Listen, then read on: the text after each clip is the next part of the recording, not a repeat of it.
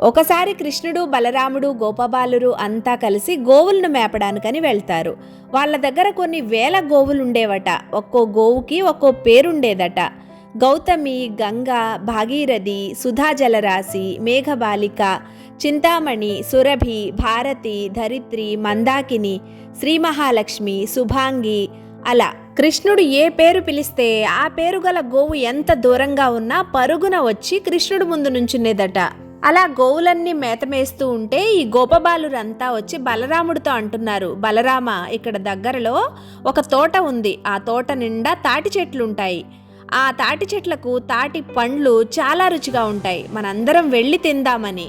కానీ ఆ తోట దగ్గర ధేనుకాసురుడు అనే రాక్షసుడు ఉంటాడు. గార్ధవ రాక్షసుడు అంటే గాడిద రూపంలో ఉంటాడు. ఆ తోటకు రక్షణగా ఉంటున్నాడు. ఆ తోటలోకి ఎవ్వరినీ వెళ్ళనివ్వడు. ఆ తాటి పళ్ళను ఎవ్వరినీ కోసుకోనివ్వడు. గాడిద కదా, తను కూడా తినడు.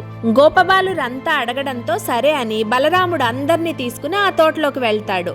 బలరాముడు అతి బలశాలి కదా, ఆ తాటి చెట్లను పట్టుకుని గట్టిగా ఊపేస్తాడు. తాటి పళ్ళన్నీ రాలి కింద పడిపోతాయి. గోపబాలురంతా ఆ పళ్ళన్నీ ఎంతో సంతోషంగా తింటూ ఉంటారు. అప్పుడొచ్చాడు ధేనుకాసురుడు గాడిద రూపంలో, గార్ధవ రాక్షసుడు. ధేనుకాసురుడు తన 2 కాళ్ళు ఎత్తి బలరాముణ్ణి బలంగా గుండెల మీద తంతాడు. బలరాముడు ఆ గాడిద 4 కాళ్లను పట్టుకుని చుట్టూ తిప్పి ఒక పెద్ద తాడి చెట్టుకేసి కొట్టేస్తాడు బలంగా. బలరాముడు కొట్టిన వేగానికి ఆ తాడి చెట్టు కూలిపోయి పక్కన తాడి చెట్టు మీద పడుతుంది. ఆ పక్కన తాడి చెట్టు కూలిపోయి ఆ పక్కన తాడి చెట్టు మీద. అలా ఆ తోటలో ఉన్న తాడి చెట్లన్నీ కూలిపోతాయి.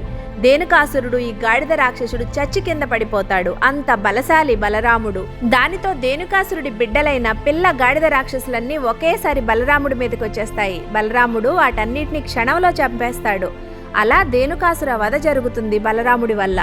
గోపబాలురంతా ఎంతో సంతోషంగా బలరామకృష్ణులకు జయ జయధ్వానాలు పలుకుతూ ఆ తోటలో ఎన్నో ఆటలు ఆడుకుంటారు.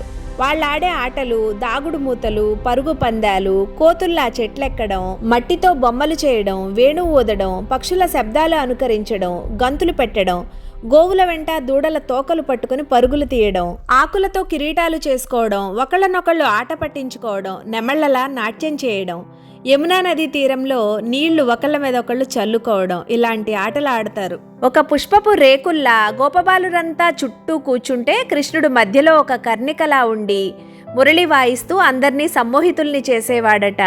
శ్రీకృష్ణుడు గోపబాలుతో ఆడిన ఆటలు కథలుగా వింటుంటే మనం కూడా అదే ఆనందం పొందుతున్నామనే భావన కలుగుతుంది కదా. హరే కృష్ణ.